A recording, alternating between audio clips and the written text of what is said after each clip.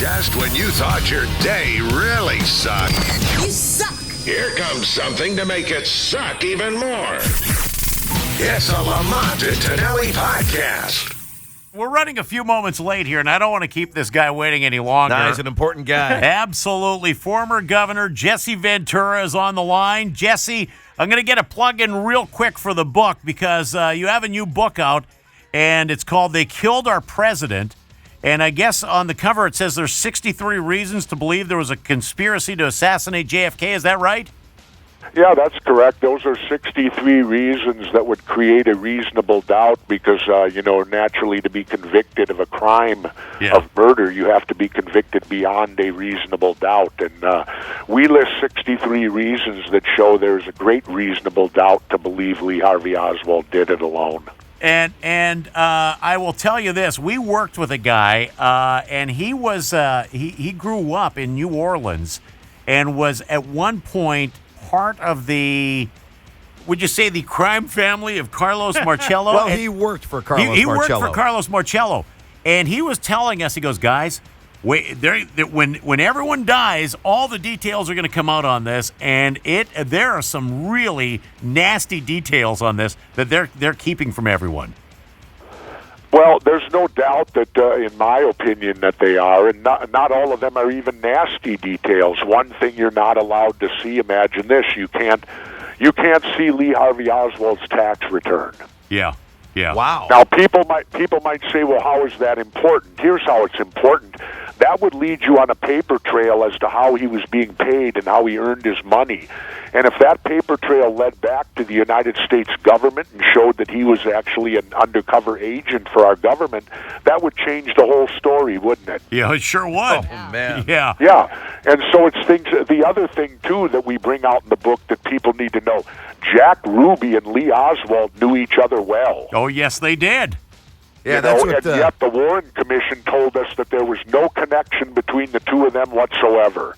Now that also changes the whole story. Yeah, and I'll tell you what, it's just little details like that. Our buddy at one point lived with Jack Ruby. When he first got to Dallas, he lived with Jack Ruby for about 6 months. Yeah. Yeah, and Ruby was also involved in gun running. They were attempting to kill Fidel Castro at that time. So the thing about Jack Kennedy is he made a tremendous amount of enemies. Yeah. He made enemies of the oil people because he was going to take away the oil depletion allowance, which is their big tax write-off, their big corporate welfare thing that they all make millions on and pay no taxes. Yeah. He was going to get rid of that. The CIA and him were fighting. He had fired Dulles and Cabell and the other guy, the top three guys, and he stated he was going to break the CIA into 1,000 pieces. The Pentagon and the Joint Chiefs wanted to go to war in Cuba. He wouldn't go to war there. He also was not going to go to war in Vietnam. Now imagine how history would have been changed had Jack Kennedy lived and there had been no Vietnam War. Yeah. Hey, now, you know what? That brings up a great point here because he made enemies by he wasn't going to do this and he wasn't going to do that. You have been on record that you're going to run for president. And no, I'm considering it. Okay. I haven't stated definitively if I will. All right. But it sure seems everything's lining up for me, and I'll tell you this. I would vote for you in a second. I would vote for you in a second. If I did run, here's the simple thing I would run on. Yeah. I would run to give the American people the opportunity, the first time since George Washington, to elect a president that does not belong to a political party. Right. You imagine that? George Washington is the only president we have ever had who isn't part of a political gang. Hey, does that mean you'll wear a white wig when you run for president? I doubt it. I like my Ben Franklin look better.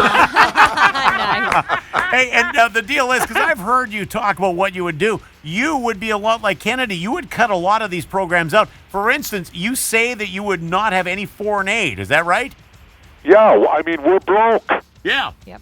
Come on, look at common sense here. We are so far in debt. How can we possibly give somebody money? Right.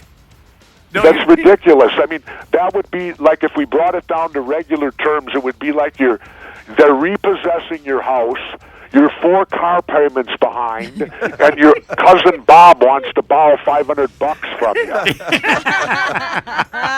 and not only that, but it's their way of bringing bribery again into the system. Yeah. They've created a system in our country of bribery in electing our public officials. It's all based on bribery. If you do that in the private sector, you go to jail, but it's the public sector. Well, that's what they do with foreign policy. Yeah. They bribe these other countries with money. The money never gets to the people. The money goes to their corrupt elected officials. Yeah, yeah. I will tell you this. I would vote for you in a second, and if you do run, you have an open platform on our show, Jesse. Well, I'd appreciate that, because one thing people need to know about me, I despise the money raising. When I ran for governor of Minnesota, I only took $50 and $100 donations from individuals.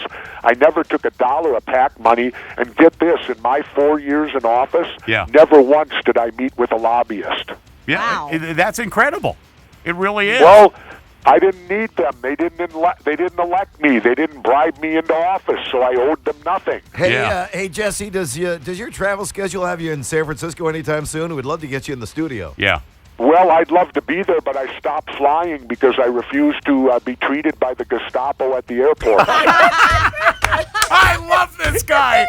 Well, the reason being, I have metal in my body. Yeah. And so when I pass through the metal detector, the I'm automatically forced into the sexual assault. And I went to my attorneys, and I said, I want to sue under the Fourth Amendment, reasonable search and seizure. It got in front of the federal judge, and she threw it out, stating she didn't have jurisdiction. Well, we found out that's what they do with every case against TSA and Homeland. They throw them out. They won't hear them. So people need to understand, when you go to any airport in the United States, you are not protected by the Constitution or the Bill of Rights. And where does it say in the Constitution we can have places like that are above it? Well, we have our super producer, Sully, who's got a fake knee, and he's got to go through the whole deal when he goes through the airline security, except when they frisk him, he pays them $50. Well, he maybe likes it. I don't. Yeah. Personally, I find it appalling that, and I was going to sue under my Fourth Amendment, which the keyword's reasonable. Yeah. And I'd win, because it's not reasonable to believe Jesse Ventura's a threat. I've been flying for 30 years. I'm a former mayor. I'm a former governor. I'm an honorably discharged veteran. I pose no threat. Yeah. So, see, in front of a jury, I would win. Yeah. Well, that would open up Pandora's box on them. What would they do? Well, I'll tell you what. Hey, Jesse, if you ever drive to San Francisco, you're welcome into the studio anytime. Well, thank you. And of course, if I become president, then maybe I'm not subjected to that. Although I will tell you, as governor, I was patted down at the Minneapolis airport. What? And the book is called They Killed Our President. Jesse Ventura, you're welcome into the studio anytime. Thank you, Jesse.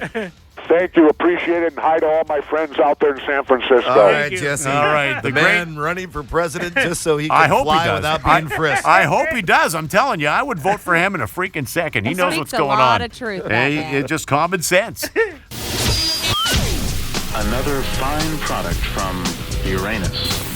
That concludes the Lamont and Tonelli podcast. To hear more and everything Lamont and Tonelli, check out the website at lntworld.com.